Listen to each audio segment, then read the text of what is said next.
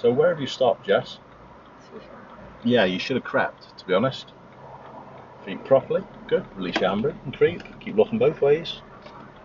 Good job. And next right. So, mirrors. Signal up. Sit clear ahead. Don't cut your corner this time. Can we go? Yeah. You're still turning too early? Yeah. Okay. What should we do with Lorry? Is he reversing? Good. Just stop there. Handbrake on.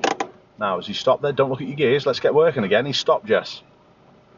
Good. Check your mirrors. Off we go. Well done. We might have to go up on a pavement. Check. Not going to do it with the cyclist now. Clutch down. Good. A little bit of gas, a little bit of bite. After the cyclist, we're going to try and move our wheels up this lower piece of curb and go around it. Check your mirrors.